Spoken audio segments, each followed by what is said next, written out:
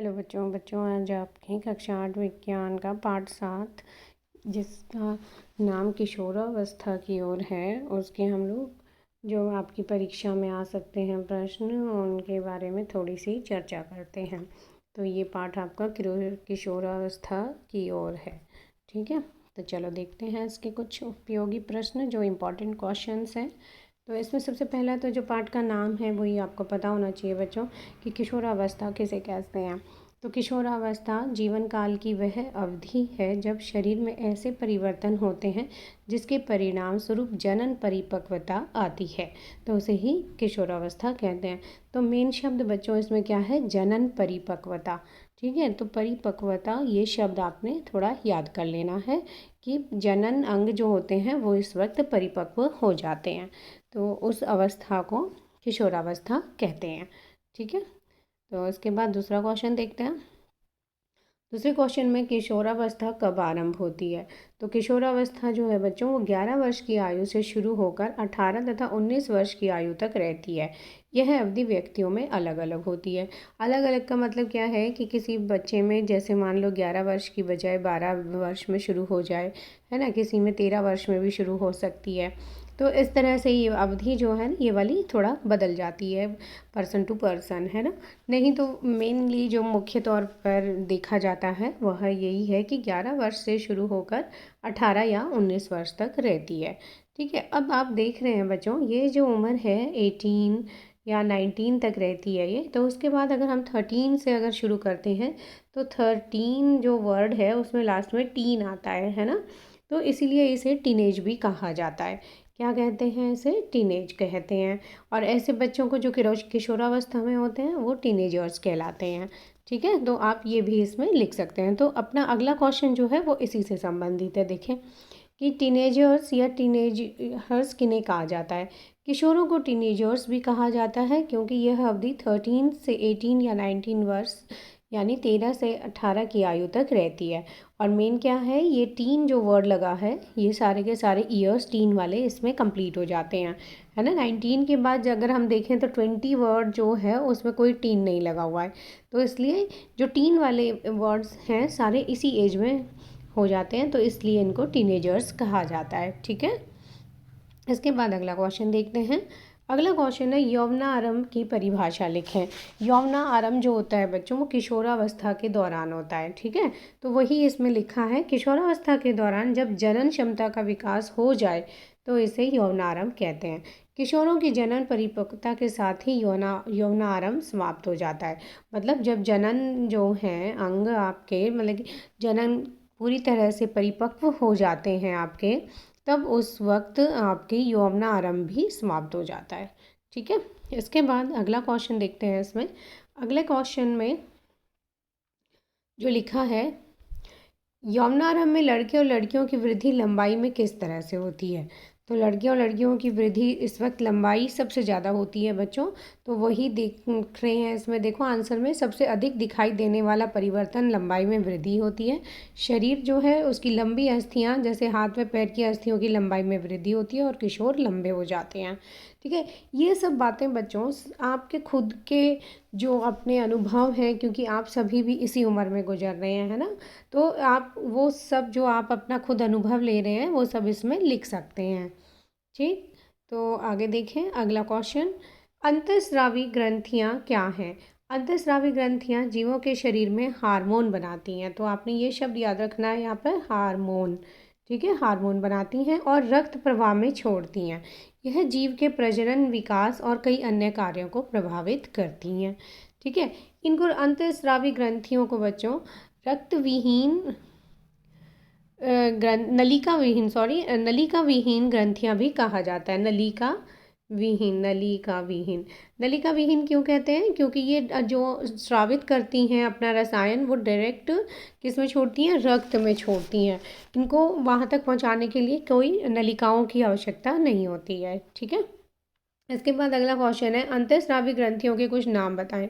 तो नाम जैसे हो गए पीयूष ग्रंथि से पिट्यूटरी ग्रंथि भी कहते हैं, थायराइड ग्रंथि, वृषण, अंडाशय, अग्नाशय और एड्रिनल ग्रंथि। ठीक है, इसके बाद अगला क्वेश्चन जो है आपका, लैंगिक हार्मोन कौन कौन से हैं। तो लैंगिक हार्मोन नर में अलग है, मादा में अलग है। तो जो नर लैंगिक हार्मोन है उसको टेस्टोस्टेरोन या पुरुष हार्मोन कहते हैं, और मादा वाला जो है वो एस्ट्रोजन या स्त्री हार्मोन कहलाता है। अब बच्चों इसी में दूसरा क्वेश्चन भी बन जाता है कि नर लैंगिक हार्मोन जो होते हैं यानी ये टेस्टोस्टेरोन, ये कौन से अंग द्वारा स्रावित होते हैं। तो ये स्रावित करने वाला अंग कौन सा है बच्चों, वृषण। इसके बाद ऐसे ही मादा लैंगिक हार्मोन यानी एस्ट्रोजन जो है उसको स्रावित करने वाला अंग कौन सा है, तो वो है बच्चों अंडाशय। ठीक है, तो ये भी दोनों आप इसमें साथ में याद करें। अगला क्वेश्चन जो है वो है कि अग्नाशय द्वारा स्रावित हार्मोन का नाम लिखें। तो अग्नाशय जो है वो कौन सा हार्मोन सीक्रेट करता है बच्चों, इंसुलिन। तो आपने याद रखना है इंसुलिन। तो इंसुलिन किसके द्वारा हार्मोन स्रावित होता है बच्चों, अग्नाशय द्वारा। देखें अग्नाशय की जो स्पेलिंग होती है बच्चों, यानी जो इसको शब्द को आप लिखेंगे तो इसमें जो वर्ण आते हैं ग और न, ये आधे वर्ण आते हैं। उसके बाद या श, ये श भी पूरा होता है और ये। ठीक है, तो अग्नाशय लिखते हुए बच्चे बहुत गलतियां करते हैं, तो आप ध्यान दें कि ग और न ये दोनों शब्दों को आधा आधा लिखें। उसके बाद या, श और ये शुरू में आ। ठीक है, तो इस तरह से ये अग्नाशय आपने लिखना है। और इंसुलिन जो है वो हार्मोन है इसके द्वारा स्रावित किया जाने वाला। अगला क्वेश्चन देखते हैं। अगले क्वेश्चन इसी से रिलेटेड है कि इंसुलिन हार्मोन का उत्पादन अगर पर्याप्त मात्रा में नहीं होता है तो कौन सी बीमारी हो जाती है। तो उससे हो जाती है बच्चों मधुमेह, जिसे डायबिटीज़ भी कहा जाता है।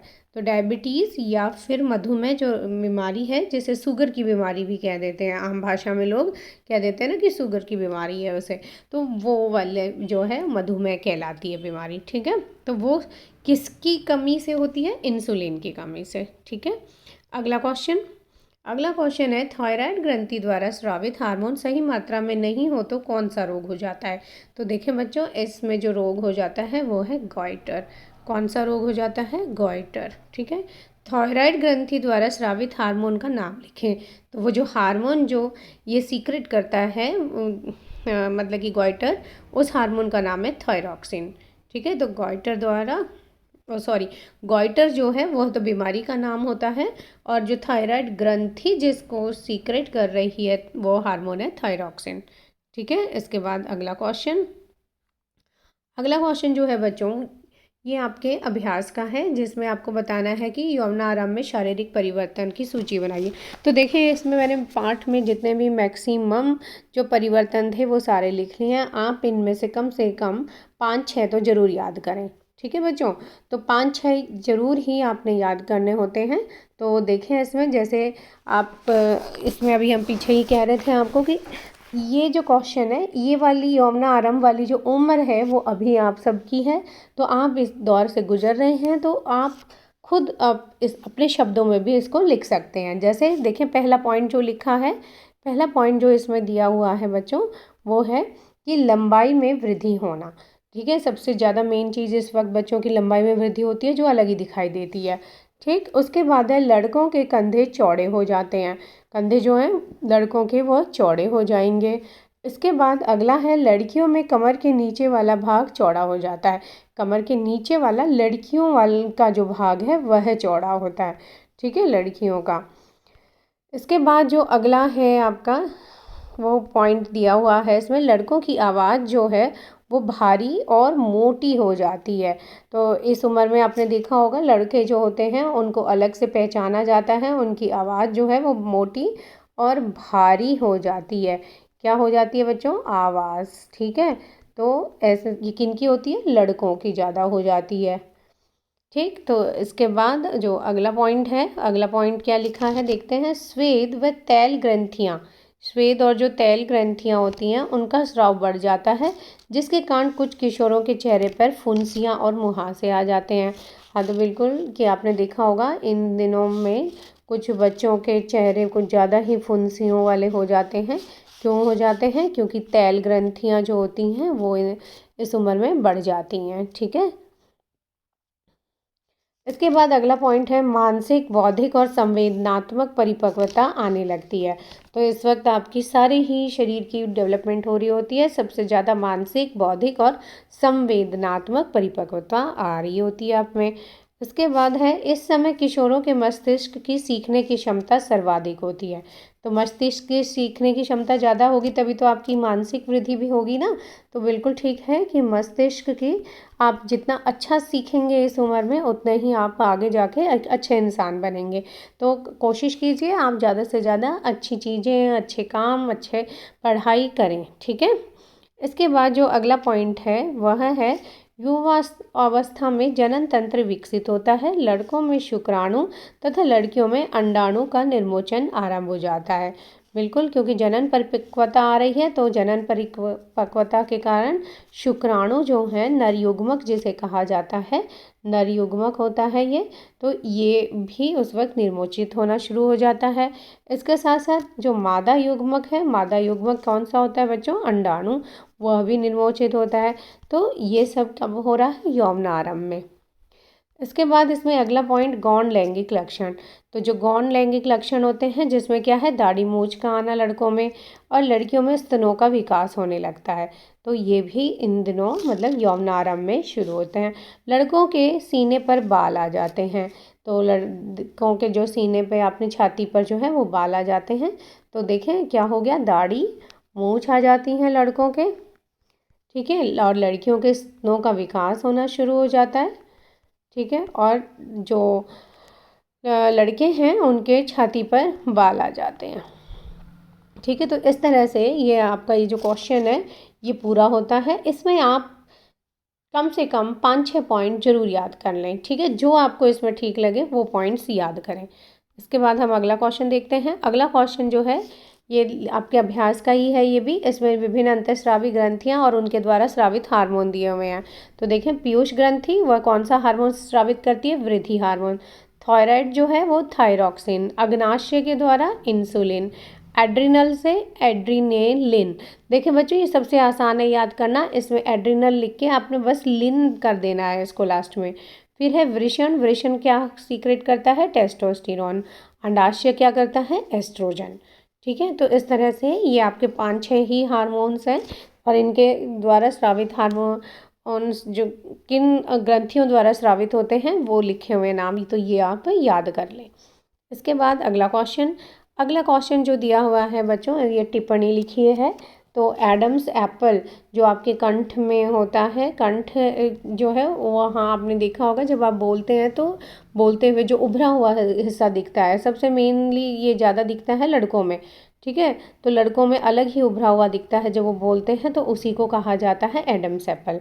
तो देखें इसको जो लिखा है, यौवनारंभ के दौरान लड़कों का स्वर यंत्र, ठीक है, विकसित होकर आकार में बड़ा हो जाता है जो गले के सामने की ओर स्पष्ट उभरा हुआ दिखाई देता है, जिसे एडम्स एप्पल यानी कंठमणि कहा जाता है, ठीक है। तो ये आपका उभरा हुआ हिस्सा क्या है बच्चों? एडम्स एप्पल, जिसे कंठमणि कहते हैं, ठीक है। तो इस तरह से आपने देखा कि जो आपके क्वेश्चन, तो बच्चों सब्सक्राइब कर दें चैनल और ज़्यादा से ज़्यादा शेयर करें और अपनी तैयारी अच्छे से करें, ठीक है। धन्यवाद बच्चों।